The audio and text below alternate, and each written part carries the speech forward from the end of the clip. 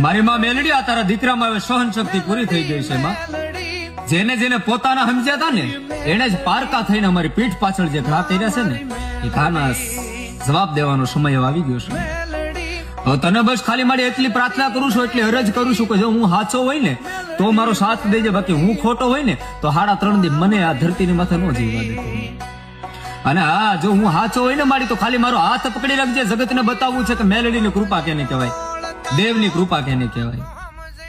અને મારી એક વાત કરી દઉં છું, જીવતા કે મરતા તારા નામ માથે કોઈ દી કાળો દાગ નહીં લાગવા દઉં.